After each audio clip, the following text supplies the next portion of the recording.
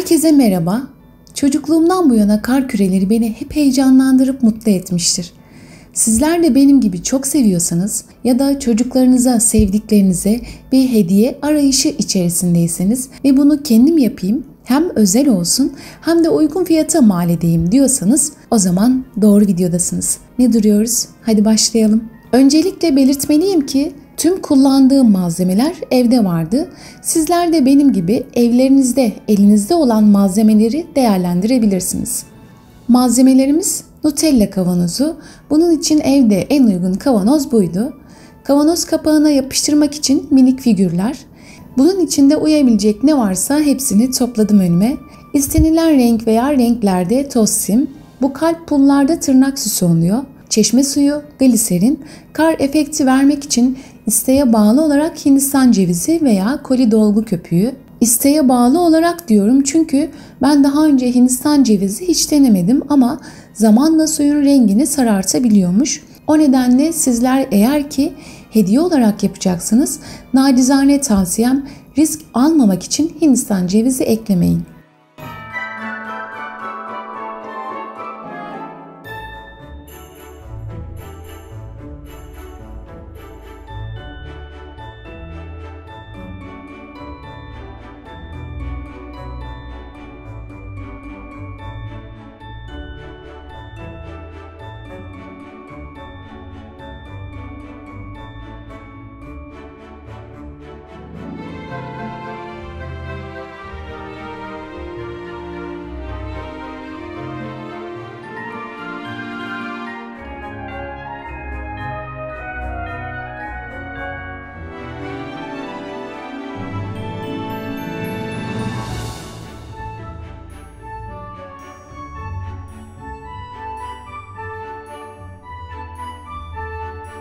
Koli dolgu köpüğünden gördüğünüz gibi biraz ufaladım.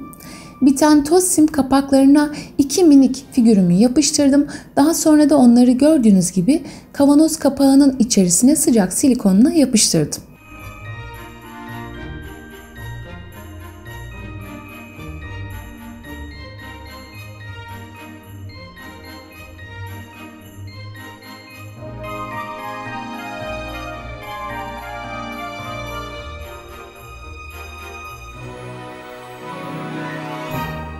Burada yapıştırırken kullandığımız ürünleri kapağın kenarına getirmeden yapıştırmak iyi olur. Aksi takdirde kapak kapanmaz.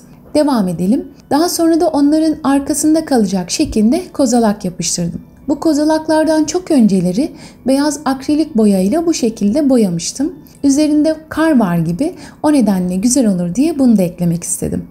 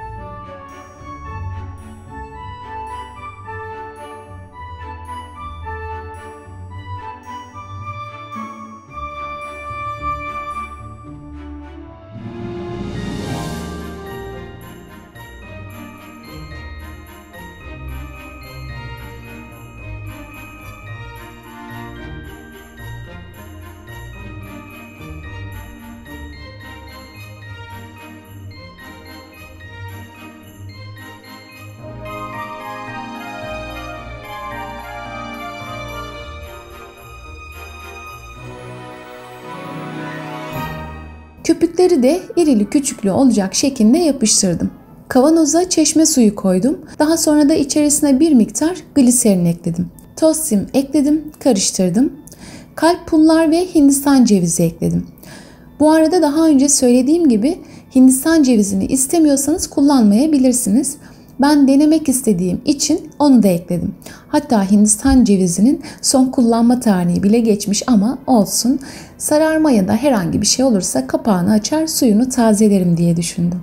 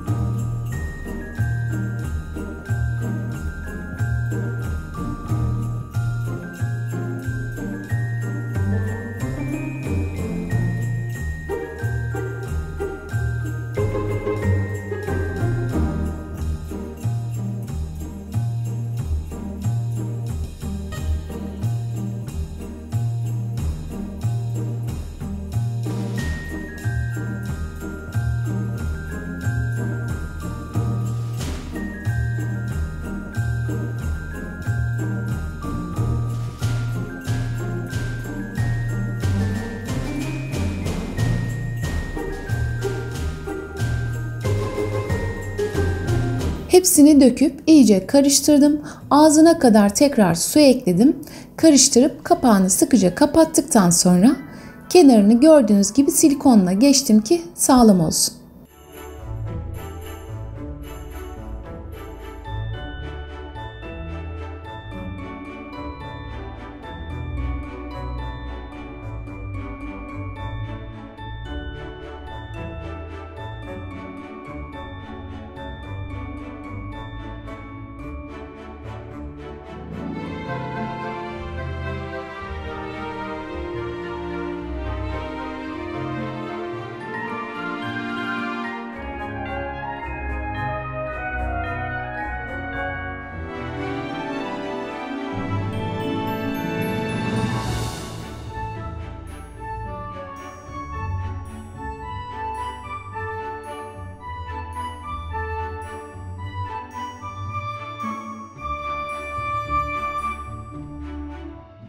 Son olarak metalik fon kartonlarının kırmızı rengini kapağa uygun ölçüde kesip yapıştırdım. Dediğim gibi ben evde elimin altında olan malzemeleri bu şekilde değerlendirmiş oldum. Sizler de aynı şekilde kendi kar kürelerinizi kendiniz veya sevdikleriniz için yapabilirsiniz. Umarım kar küremi beğenmişsinizdir. Beğendiyseniz beğen tuşuna basmayı ve bu tarz kendin yap projelerini seviyorsanız kanalımdaki diğer kendin yap videolarımı da izleyebilirsiniz. En kısa sürede yeni videoda görüşmek dileğiyle. Aşk ile kalın.